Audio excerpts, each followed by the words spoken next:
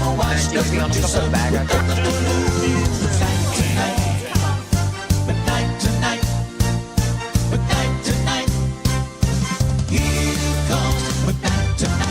Welcome to McKnight Tonight. Now, here's Rob McKnight. Hello, good evening. I'm Rob McKnight, and this is McKnight Tonight for the 28th of August. It is Tipsy Thursday, as I think many of you well know. So if you've got a cheeky red wine like me in hand, you are right on theme, because today also happens to be National Red Wine Day. So, hello, lovelies. Cheers, Amanda. And don't forget, if you miss any of tonight's show or would like to catch up on past, serial killer whisperer Amanda Howard is here as we dive into the bizarre internet theory that Garth Brooks is secretly a serial killer. Okay, now let's get into our hot topics. And I wasn't sure if I should show you this next video or not, but I think it's important to show how dangerous the sovereign citizen movement can be. This video I'm about to show you is in defense of Desi Freeman. Freeman, of course, is still on the run tonight after allegedly killing 2 police officers. And this video is as scary as it is bizarre. To the media reporting on Desi Freeman, where'd you pull this sovereign citizen word from? What's your evidence? Why aren't you reporting on the fact that 10 police officers pulled up to his property, armed, no body cams, allegedly? And if that's the case, how do we actually know what actually went on? Why haven't you mentioned anything about Dan Andrews and how Desi wanted to take him down for treason? Nah, you don't report that, do you? Everyone can see your agendas. And to that, a current affair reporter, your smear campaign, very, very good example of what you guys do. Desi's like me. He's had it a lot worse. He's a targeted individual, target of gang stalking. You guys are batting for the wrong team. This is just delusional. And just to be aware, the edits in that video are hers, not me. That is how it has been uploaded to TikTok. And I'm not crediting the username because I just don't want to do that. This, when I see the defense of this guy and the allegations he has made, I find it really scary that there are people out there sharing these views. And I've been reading tonight that there are more people coming out in defense of him, sharing his views. But let's go through each section of the video because there is a lot to unpack there. To the media reporting on Desi Freeman, where'd you pull this sovereign citizen word from? What's your evidence? What else would you call him? I don't have a direct quote of him saying that, but I do have evidence. Freeman has harboured explicit hostility towards government institutions and law enforcement.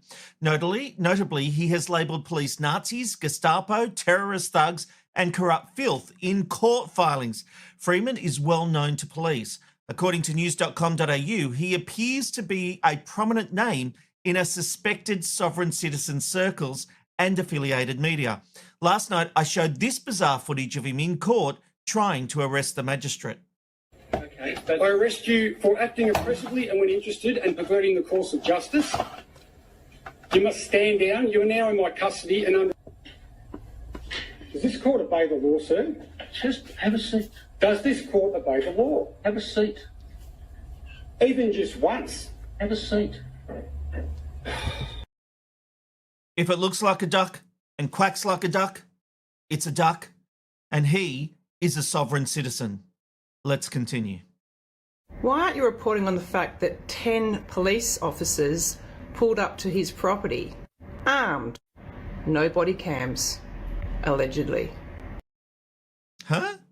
I have not heard that. I have not seen it reported anywhere that there were no body cams. After seeing that video, I did a deep dive and I could not find any evidence to support that claim. There's been no statement by Victorian Police saying that such footage doesn't exist. And you'll notice if I make a statement of fact here on McKnight Tonight, I'll show a graphic of the source. There's no source cited in this video, just BS statements. Also, it's been reported Everywhere 10 officers went to that property. This is literally how it was written in The Guardian. And I quote, "It was at about 10:30 a.m. on Tuesday when 10 police visited a property in Victoria's High Country just outside Pormpurka to execute a search warrant." Let's continue though. No body cams, allegedly. And if that's the case, It's not, but go on. why aren't you reporting on the fact that 10 police officers pulled up to his property, armed? No body cams, allegedly. And if that's the case, how do we actually know what actually went on? Well, we know 2 police officers are dead. We know a man is on the run, a man who was being served a search warrant over child sex allegations. We also know that an Instagram account belonging to Desi Freeman declared, and I quote, "Cops are the enemies of humanity, especially here in Australia, where they have declared war on Aussies. Cops are the new Gestapo. Their lives are dedicated to inflicting their hate and superiority complexes on others and causing as much harm, misery, and destruction as possible. The only good cop is a dead cop, preferably incinerated." That's what we know, which is a hell of a lot more than you. Unlike you, every officer involved in this case will face an investigation. Journalists will be digging to find out what happened. Now, look, I get you don't trust the media or the police, so you'll go on believing in your conspiracy theories, but theories are not facts. What else have you got? Why haven't you mentioned anything about Dan Andrews and how Desi wanted to take him down for treason? Nah, you don't report that, do you? What are you talking about, you stupid woman? It has been widely reported that Freeman wanted treason charges brought against former Victorian Premier Daniel Andrews. Here's just one example from news.com.au. In 2021, Freeman was among hundreds of protesters who attended Myrtleford Magistrates Court in support of a treason charge brought by activists against then Victorian Premier Daniel Andrews. So, more lies. Let's take a look at the last bit of this video rant. Why haven't you mentioned anything about Dan Andrews and how Desi wanted to take him down for treason? Nah, you don't report that, do you? Everyone can see your agendas. And to that A Current Affair reporter, your smear campaign, very, very good example of what you guys do. Desi's like me.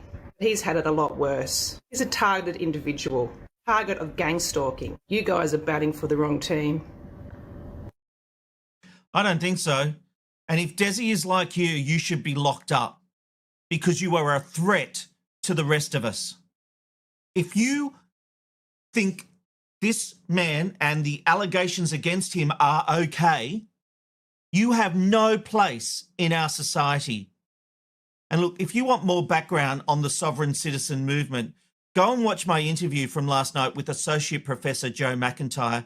He's a constitutional law expert. There were some great insights in that interview. I've always thought of sovereign citizens as this fringe group who try to get away with crap, but ultimately the police catch them, they go to jail, they pay their fines and all that kind of stuff. This is scary. This is fringe conspiracy stuff. And if this is infiltrating our country, God help us all.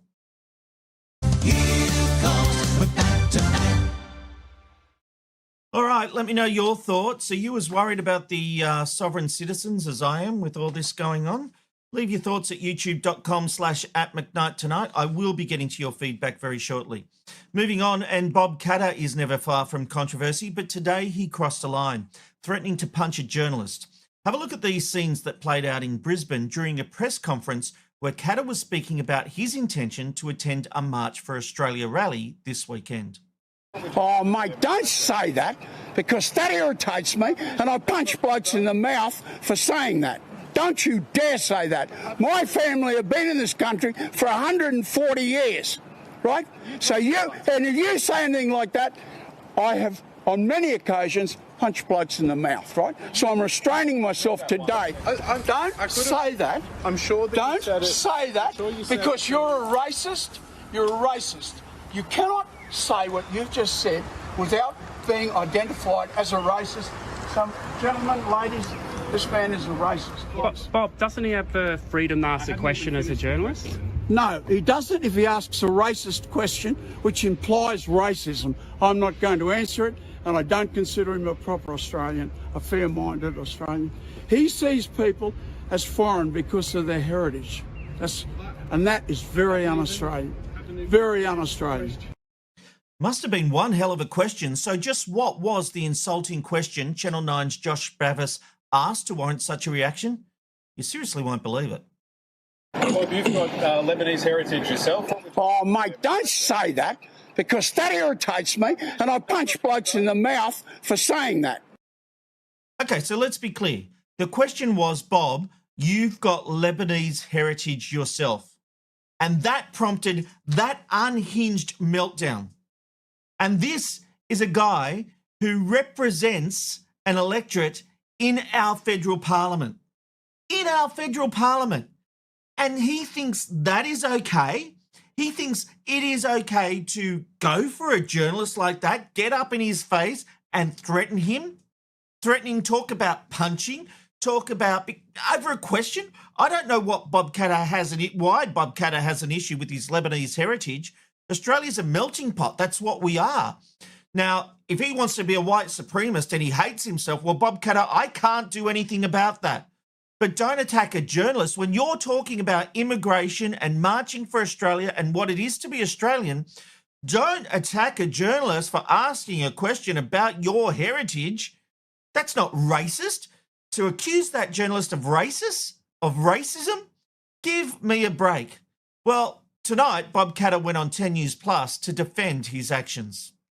Bob, you're a passionate Australian. No one would ever say you don't speak your mind. We love that about you. But what was it in that question at the press conference this morning that upset you so much? I was brought up in Cloncurry in the 50s, and you just had to be able to fight with your fists to stay alive. And my cousin and myself got pretty good, actually, at that sort of thing.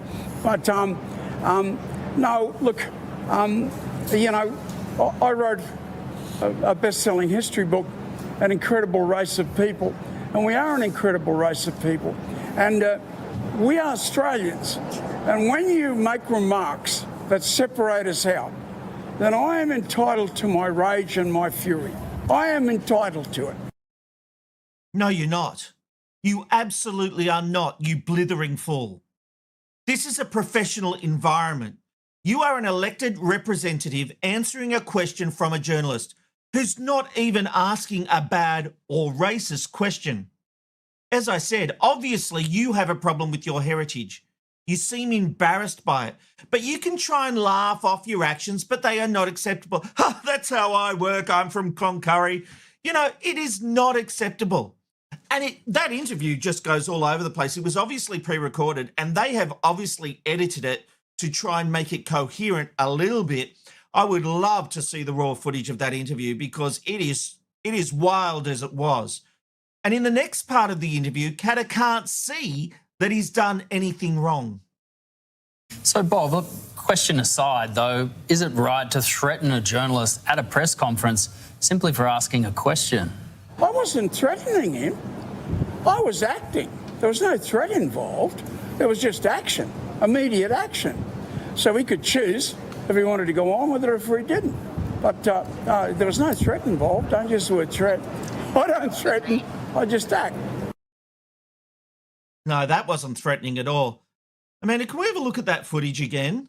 Have a look at this. Katter is getting up in Josh Bavis's face, pointing the finger in his personal space, fist clenched.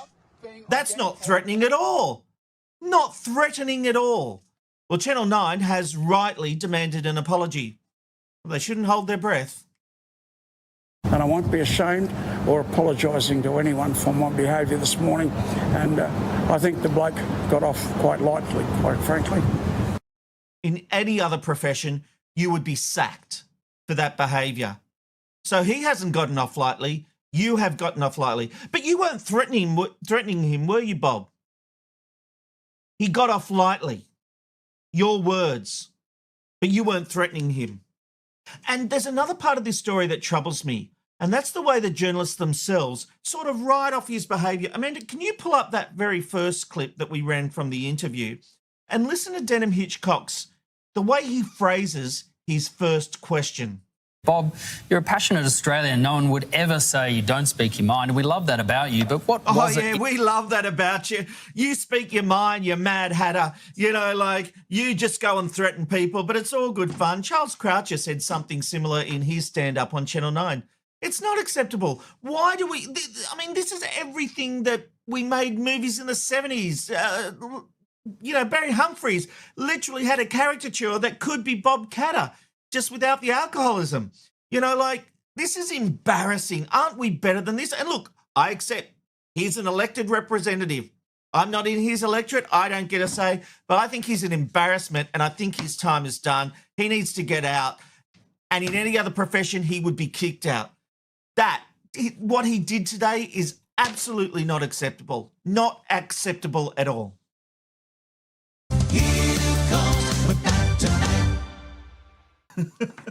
Well, are you having a nice, relaxing Thursday night? A nice, relaxing, tipsy Thursday with my, you know, laid-back, casual approach to life? Well, guess what it's time for?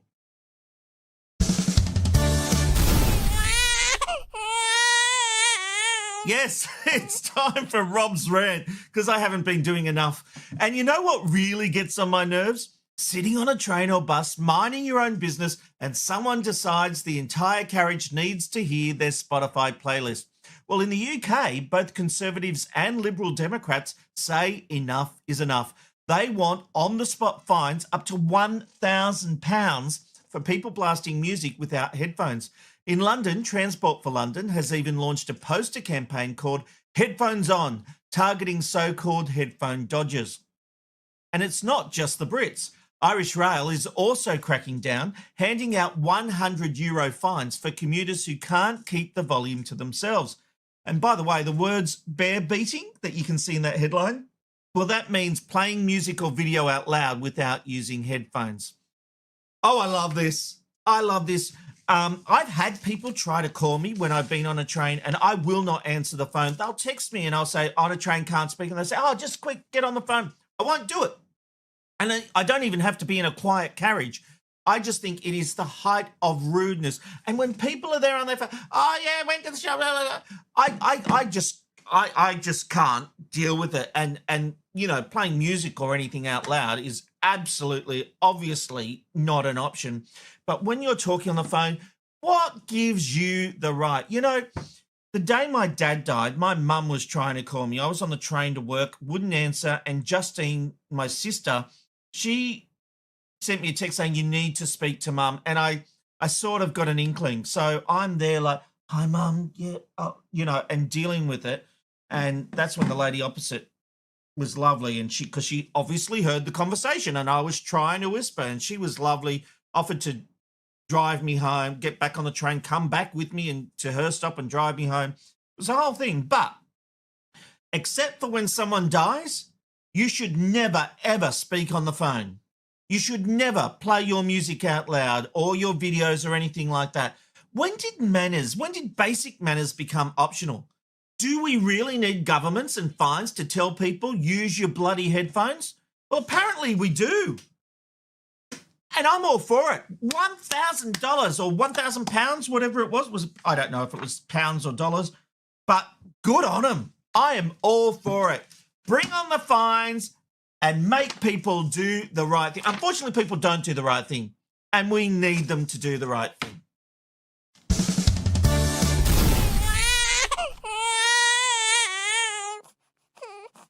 Thank God it's Red Wine Day, International Red Wine Day, because this is going down with all the renting. All right, still to come. Amanda Howard's joining me because there is this bizarre theory that Garth Brooks is a serial killer. It sounds absurd, but when you hear the theory behind it and the evidence, you might change your mind. that's coming up, and I do have a back-end quickie to end the week, and I think you'll find this one really, really interesting. All that and more in McKnight Tonight. Your feedback is coming up too, but first, you know what time it is. It's time for the random live shot of the day. It's the random live shot of the day. Where are you going today? You'll never know where you'll end up with the random live shot of the day. And our random live shot of the day is a live glimpse from Venice's iconic Bridge of Spires. Take a moment to soak in the timeless charm spanning the Canangario Canal, just steps from the Santa Lucia train station. This 16th century pedestrian bridge earned its poetic name thanks to the 4 distinctive spires added during its 1823 build. Beneath, carved balustrades and gargoyles frame the scene as gondolas and vaporati drift by in early Venetian glow. It's a real snapshot of Venetian life, history, architecture, and daily rhythm all in one frame. A beautiful reminder that even in another city, moments like these can take us someplace unexpected. And it's about 1:22 in the afternoon there at the moment. Venice, I have been to Venice. Lovely place. Would like to go back one day. All right. It's been a big episode. I hope you've been on the red wine because it is Red Wine Day. But let's have a look at the feedback that's coming through to McKnight Tonight. Dylan says, tried a new orange snake today. Now I know what Rob is talking about. They are awful. Dylan, I still have one pack left from Jeanette, but the ones Amanda put in this bowl, I think they're the... Oh no, that one's no good. That's the new one. So's that. Oh God, I really, yuck. Give me the old snakes. Thank you to Jeanette for giving me the old snakes. All right, Vicky says, get ready for a rant tonight by Rob. Well, you've certainly had a few of them, Vicky. You've certainly had a few of them. Over the page we go. Red Wine. Radio Notes podcast says, yes, indeed. It is Tipsy Thursday after all. Own your crazy on that weird, bizarre and scary sovereign citizen video. If you're a sovereign citizen, you're not an Australian. I agree. Thank you, Own Your Crazy. Over the page, and Matthew says, Rob's rant started early today. Yeah, it was from topic 1, wasn't it? Quite right, Matthew. Restoration Archive says, I'm not defending this guy at all, but let's be honest, media is quick to put unfounded labels on people. It's no part of journalism to label them. I think Restoration Archive, you're talking about Bob Catter, and I think that comment may have come back before we heard the question from Josh Bavis, but he didn't label him anything. It was Catter who labelled Josh Bavis a racist. If I've got the wrong topic there, let me know, of course. Phil says, Rob, you need to rethink your principles. In what regard? Hang on. Topic 1, I talked about that sovereign citizen, and yes, I'm absolutely against what that lady is defending an alleged police killer, so I stand by that. Topic 2, I did Bob Catter and the way he approached that journalist and threatened him and went off at him, so I stand by that. And topic 3, Rob's rant, I did the people should not have their phones playing out loud and shouldn't be having conversations. So I'm not sure what principle you're talking about there, Phil, but let us know. Be a bit more clearer. I'm happy to have the discussion. Travis says, Rob needs a Bex and a good lie down. I certainly do. Jeanette says, I'm out of wine. I need to get more. Well, you better get on it, Jeanette. We've still got a bit to go in tonight's episode of McKnight Tonight. Dylan says, I agree, Rob. I don't need to know about everyone's life story or problems while on the train. You know, Amanda raised a point. She said to me, what's the difference between being on the phone and having a chat with the people you're with? Well, I don't think you should have a chat either. I think you should be quiet on the train. Naughty. Justine says, Rob, guess what it's time for? Me. Rob's rant because he obviously hasn't ranted enough already. Rob's rant because I haven't ranted enough.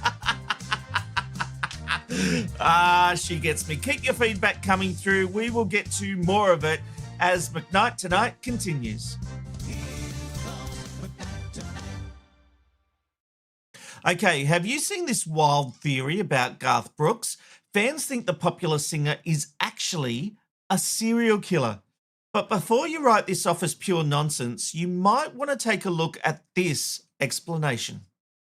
Somebody has taken all of Garth Brooks's tour dates, and every tour date lines up with a missing person or an unsolved homicide. Every place he's ever been. Somebody, one of these people, one of Segura's fans, came up with the theory that if you take that there's a list out there. She says there's supposed to be a list out there where somebody has taken all of Garth Brooks's tour dates, and every tour date lines up with a missing person or an unsolved homicide. Every place he's ever been. Well, when it comes to true crime and serial killers, there's only one person I turn to, none other than the serial killer whisperer herself. Amanda Howard, welcome back to McKnight Tonight. Thanks, Robert. I'm glad I'm here. Though it seems to be a night for ranting, but I just want to say hello to all my sober friends out there who don't drink red wine today. I don't think they watch McKnight Tonight. Maybe not. No, they do. They have a lovely cup of tea. Okay, Amanda, what do you think about this serial killer theory? Is Garth Brooks a serial killer? You know, I've always had a weird feeling about him, but really, I think it comes down to if they are sort of linking along his tour dates and things like that. I think there might be someone in his crew, or maybe a roadie, or maybe a fan who's actually doing some extra bits and pieces while Brooks is on stage. Maybe, I'm not sure, but I think it's interesting that the people are being able to link up all these dates. Confirmation bias might come into it a bit because there might be other cases around that aren't linked and everything. But I really think maybe there's someone in his team that the FBI should be looking at. Yeah, that was my theory too, that it may not be him, but may be someone on his crew, someone that's traveled with him for the last 20 years or whatever. Yeah, I mean, there's diehard fans too that follow him around from coast to coast. So I think it could be possible that that he might know. Or are they the eyes of a killer, Amanda? Are they the eyes of a killer? You know, when he went through that whole time that he played a character and he was an Australian guy and all of that, it's just like, you know, maybe he was trying out to see what would happen if he did go undercover and decide to be this mass serial killer. You know, I'm not a Garth Brooks fan, but I have a vague recollection of that. That is a little unhinged, isn't it? Well, you know, serial killers aren't known for being like hinged. So, exactly. But I just love this theory. It's up there with Willy Wonka and Michael Jackson, I have to say. No, Willy Wonka is a child serial killer, but and we've covered that in Monsters Who. I think we've even covered it here. Yeah. But talk to me about how a serial killer works. Is it let's just assume someone on Garth Brooks's team was a serial killer. With this theory that's coming out now and all the internet, you know, how it's going viral, would that stop them? Would they go into hiding for a bit? No, because they would think that it is so preposterous that people wouldn't really believe it, so that they could continue to kill, because they would go, there is no way that the FBI are going to start looking at people on Garth Brooks's team or the groupies that follow him around. It is just going to be that, someone's sort of caught on, but there is absolutely no way that this would stop them. So I think FBI, Interpol, everyone should be at Garth Brooks' next concert and just sort of like spread out from there and just watch to make sure that someone doesn't die for a change, maybe. Yeah, but I didn't think they'd be dying at the concert. I thought they would have, you know, in their downtime, pop off, kill a person and get back to rehearsals. Yeah, but you would start from looking at people that are at the concert, like, you know, at rehearsals and things like that. And if someone sort of has to dash off and then suddenly there's a dead victim like down the street or something, then that's where you would start. But I think it could be that it's just this crazy coincidence, I'm hoping. But, you know, if I was in the FBI, I'd be sort of thinking, well, maybe we need to look at this a little bit closer. But you know, there's too much coincidence for it to be coincidence, if that makes sense. It's a bit spooky, actually. Yeah, well, people have gone and done and looked at all the cases of where he has travelled, and there certainly does seem like there's a case everywhere, but America has a lot of murder as well. Well, I mean, they've had in my great big database I have, like, the US has almost 4,000 serial killers, whereas the rest of the world shares 2,500. So you know, the fact that there is Garth Brooks in these places where these victims happen doesn't necessarily mean that it is linked to him. But you know, it's I think there's more confirmation bias that is happening with this. While I've got you up here this is a question without notice, but recently up here in Queensland, there were a few successive deaths, you know, close together, and people started thinking there was a serial killer up here, but the police were like, no, no, no. Would the police lie about that if there was an investigation going on? I literally have newspaper articles with Clive Small and people like that saying that there is no serial killer taking people into Belanglo Forest, you know, so they don't tell the truth because they don't want the killer to realize that they're onto them, you know, but the press doesn't care about that. So it's about jumping on these victims and seeing if there's a pattern. And if there is a pattern, we likely don't find out those details. Proximity and geographical location doesn't always mean that they're linked, but we do see that that killers do have patterns, and they do have a way that they like to keep trophies and things like that, and that can actually happen with things like this, where there is that location and victimology remains the same. But at this point, I think it might be too early, but it could be that we're not actually being told. Yeah, sure. Well, I don't know if we've solved the case of Garth Brooks, but it's an interesting internet theory. And of course, Amanda, we can hear more of you on the Monsters Who Murder with the Serial Killer Whisperer podcast. It's one I do with you, and we do that together. So make sure you go and search it. Amanda Howard, thank you for being with us tonight on McKnight Tonight. Thanks, Rob. Cheers. Cheers. All right, let's have a look at some feedback coming through to McKnight Tonight. We got this one. Radio Notes podcast says, who's got too much gaffer on the tour?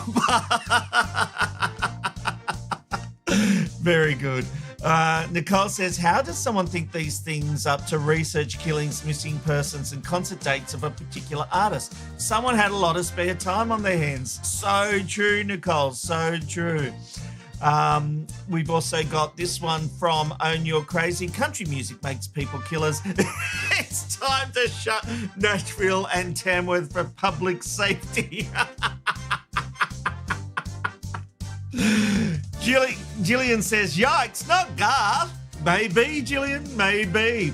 Jeanette says, I'd be worried on the tour bus. Yeah, don't go to sleep.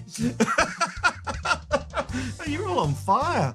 Over the page we go. Dylan says, I agree, Rob. I don't need to know about everyone's life story or problems while on the train. Yes, that was in regards to my rant about people talking on the train on their phones. Thank you, Dylan.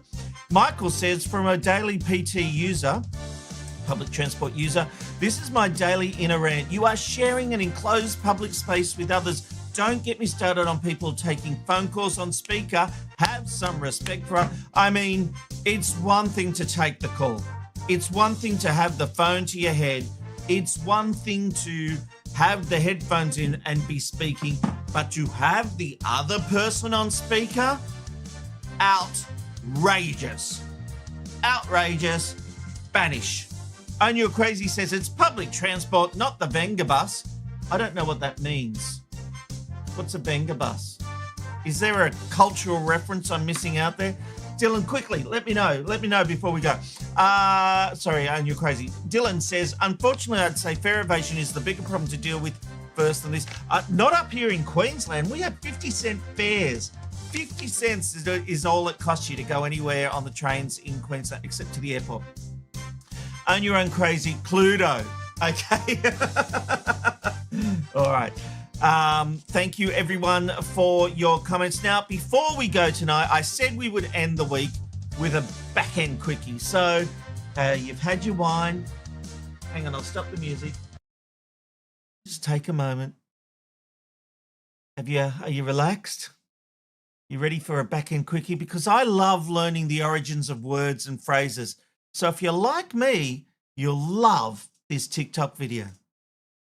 Old phrases we still use today and where they originated from. In the Victorian era, poverty was very high in Great Britain. A lot of families couldn't even afford to eat food every day. So as a way to earn money, they'd collect urine in a pot and would sell it to leather tanners. As the urine was used to tan leather, the families that had to rely on this for money were considered to be piss poor, but then some families were even more poor, that they didn't have a pot to piss in.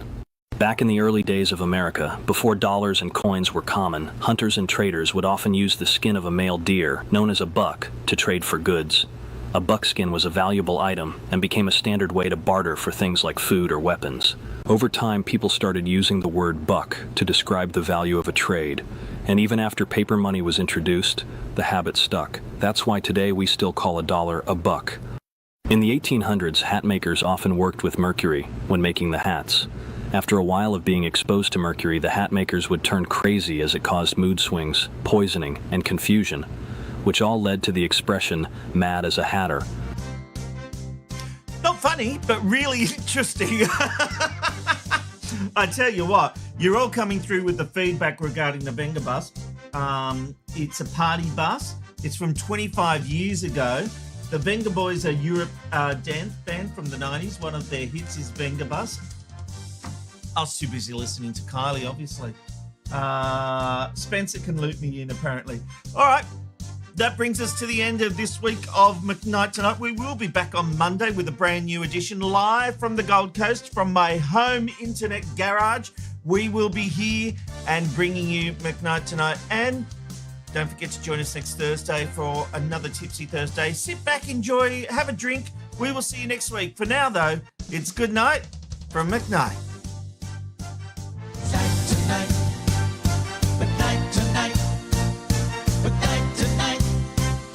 It's good night from